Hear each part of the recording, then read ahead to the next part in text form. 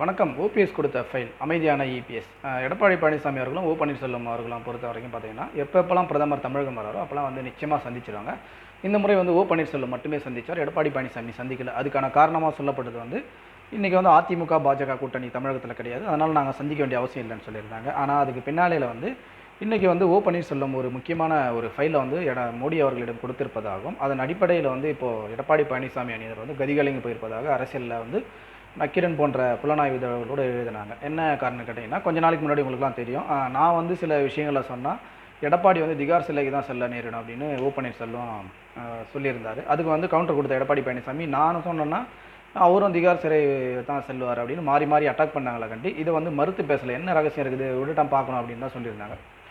அப்போ பன்னீர்செல்வம் ஒரு ஃபைலை வந்து கொடுத்துட்டாரு. எடப்பாடி பழனிசாமி அவரோட ஆட்சியில் என்னென்னலாம் பண்ணார், இதை பற்றி வந்து மத்திய அரசுக்கு வந்து ஒரு தகவலை கொடுத்துட்டாரு. இது மூலயமா வந்து அமலாக்கத்துறையை வச்சு எடப்பாடி பழனிசாமி வந்து பாஜக மிரட்டும் அப்படின்ற தோணியில் வந்து பல்வேறு ஊடகங்களில் வந்து செய்தி வெளியாகிட்டேன். ஆனால் வந்து பார்த்திங்கன்னா எடப்பாடி பழனிசாமி இதை பற்றிலாம் கேர் பண்ணலை.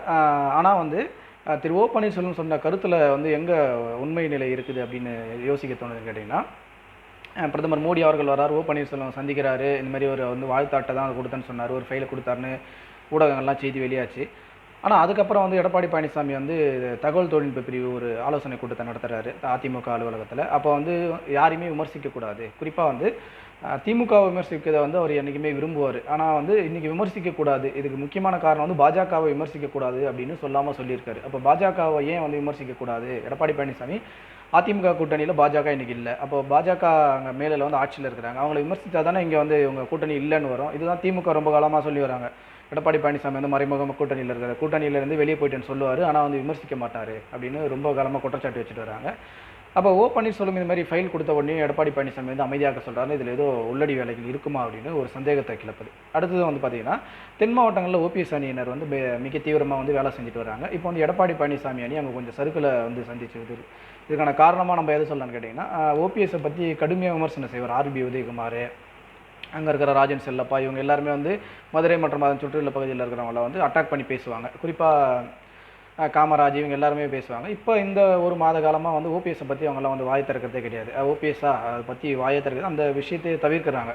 அப்போ பன்னீர்செல்வம் அணியினர் வந்து கடுமையாக அங்கே வேலை பார்க்குறாங்க. இங்கே சென்னையில் கூட வந்து பார்த்திங்கன்னா அவர்கிட்ட கட்சி கொடி கிடையாது, கட்சி எண் கிடையாது, கரைவேட்டி கூட கட்ட அனுமதி இல்லைன்னு சொல்லிட்டாங்க. ஆனால் வந்து அவர் வந்து ஆலோசனை கூட்டத்தை வந்து போட்டுட்டு தான் வராரு.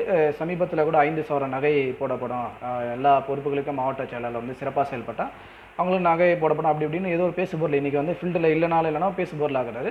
அப்போ தென் மாவட்டங்களில் இருக்கக்கூடிய அமைச்சர்கள் வந்து பன்னீர்செல்வத்தை வந்து விமர்சிக்காதது, அவர் எதிர்த்து பேசாதது குறித்த காரணங்கள் வெளியாக இருக்குது. ஏற்கனவே தென் மாவட்டங்களில் வந்து ஓபிஎஸ் வந்து ஒரு சமுதாய தலைவராக பார்க்குறாங்க. அப்போ டிடிவி தினகரனையும் எடப்பாடி பழனிசாமி ஒதுக்கிட்டார், சசிகலாவையும் ஒதுக்கிட்டார், ஓபிஎஸையும் ஒதுக்கிட்டார். அப்போ வந்து ஒரு சமுதாய கட்சியாக வந்து அதிமுக நோக்கி பயணிக்கிறாரு. எனவே வந்து இங்கே இருக்கிற சமுதாய தலைவர்களாக வந்து நீங்கள் வந்து ஓபிஎஸ்க்கு ஆதரவு தெரிவிக்காமல் எடப்பாடி பழனிசாமி பின்னாடி போய் நிற்கிறீங்களே அப்படின்னு ரொம்ப நாளாக இந்த பிரச்சனை வந்து போய்ட்டு இருக்குது. அப்போ அது வந்து இப்போ பூதாகரமான நிலையில் வந்து செல்லூர் ராஜா இருக்கட்டும், ஆர்பி உதயகுமார், ராஜன் செல்லப்பா இவங்கெல்லாம் வந்து ஓபிஎஸ் வந்து விமர்சிக்கிறத நிறுத்திட்டாங்க. இது எடப்பாடி பழனிசாமிக்கு ரொம்ப தலைவலியாக போயிட்டுருக்கு.